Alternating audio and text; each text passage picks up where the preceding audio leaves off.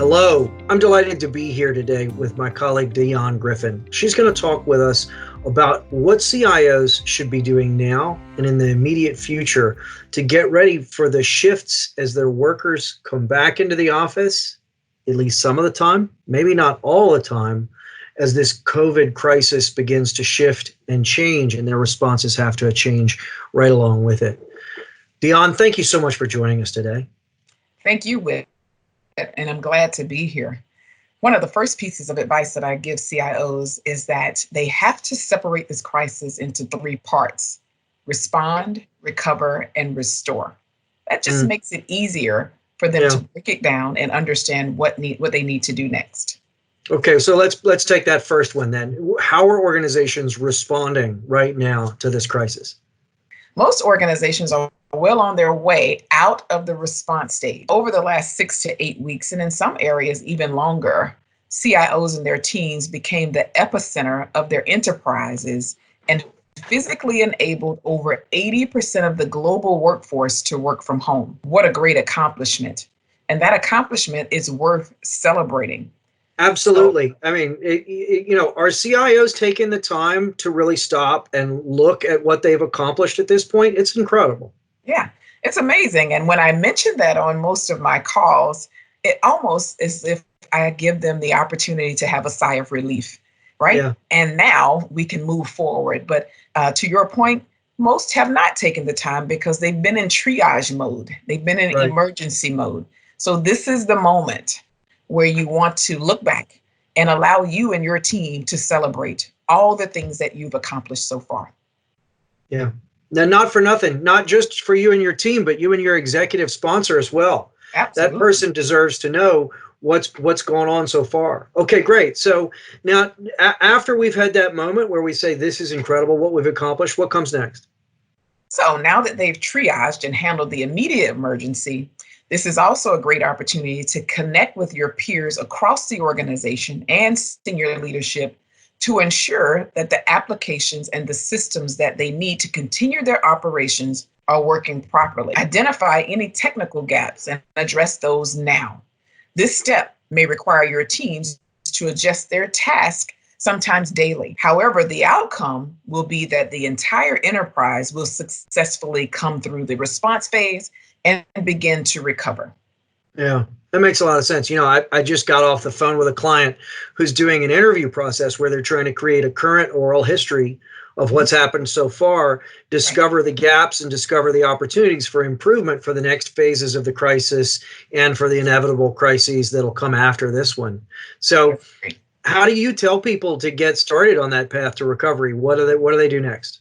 So next, CIOs and their teams are either approaching the recovery stage or it's their current state. So depending on where they are, they could be right in the middle of recovery right now. So a couple things CIOs can do to help their teams and their organization recover.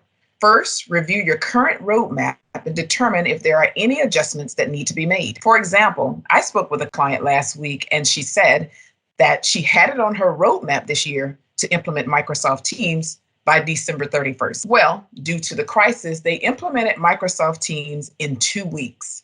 Wow. In this instance, that CIO would need to review and revise her roadmap to address current critical needs and start to plan for expected future needs as well.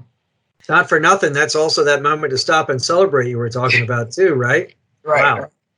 It's amazing what has been accomplishment. The stories that I've heard where organizations have went from no infrastructure to support remote work to sending thousands of people home in 2 and 3 days. Absolutely phenomenal. Yeah. But again, it goes back to the point where now we can start to look at what's working, what's not, and then fill those gaps. But also they can start to connect with peers and senior leadership to address how the organization will avoid something that we've pegged as digital backsliding, which is defined as using the digital tools and technology now, but going back to the way things were done before when the organization transitions back to the office. Sure.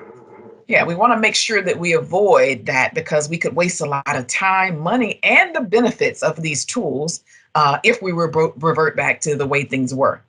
The time is now to start adjusting processes, standards, and to ensure that high digital engagement continues. Yeah. I mean, it's a lot of us have had a lot of habits change in our lives, and some of them are causing us to live in different ways, a more healthy way, a more tidy way, a more affectionate way. And you want to seize those changes that you've made that are to the benefit of yourself, your organization. You want to make those things stick. That makes a lot of sense. Yes. Another key point in the recovery stage is effectively leading your virtual team. It is critical. And we have a number of resources here at Gartner, research notes, webinars, LinkedIn live interviews, where my counterparts have done a lot of work at publishing content to help our leaders lead their teams effectively, to continue performance, even though they're remote. And so I would advise that we tap into CIOs around the world, or tap into some of those resources, because we have an abundance of information out there to help you lead your teams.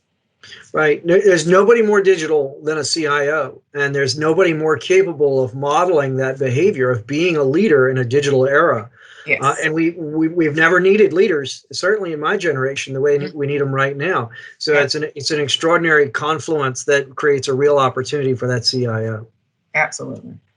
So, okay. Now we want to move towards the restore stage. So, in our hearts and our minds, we're thinking the restore stage is coming. Things are going to get better. How do we get ready for that? What's that going to look like? In fact, several countries are slowly relaxing the stay-at-home requirements. So organizations are now making decisions about how to transition their teams back to the office. It's very important that CIOs and their teams, in partnership with the leadership throughout the enterprise, conduct scenario planning on how COVID-19 might play out and what will be the impact to the organization. Now, the scenarios should include a best case, medium case, and their worst case plan. CIOs should then engage their team members to determine the actions that will need to be taken for each scenario, with the goal to preserve the business and enable it to emerge stronger out of the crisis. Actions could be as large as stopping production, creating a different business model, or as simple as saving costs by eliminating printing. Just think about it. There's very little printing happening in many organizations right now, because I'm sure a lot of people didn't send home printers. Right. Well, why not continue that practice and save a lot of money on paper as well as printers? Other considerations that and actions that could be taken. What about thinking about a hybrid remote work environment? Some people work from home, some people work in the office, or maybe a rotational environment where days of the week, some people come in on these days, some people don't. Apps or systems that may allow employees to make reservations for space in the office. Adding additional training on systems, features, and capabilities so that your employees can have things like effective virtual meetings and fully utilize the system's capabilities that we're using. Adding additional rules for something as simple as how to sanitize and clean desk and equipment. That's going to be extremely important at creating a safe physical and psychological environment for your employees. What about thinking about distributing personal equipment?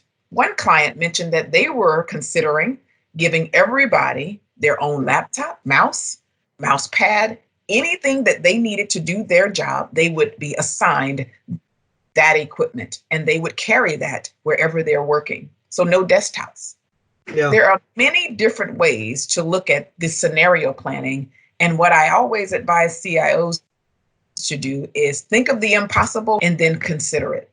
It makes sense. I love the idea that I can break this down. I'm reacting now.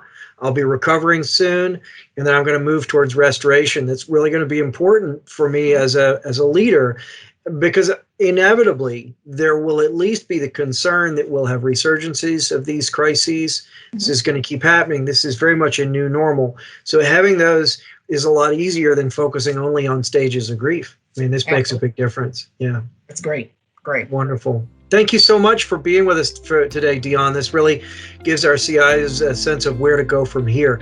I very much appreciate it. All right. Thank you for having me, Whit. I really appreciate being here as well.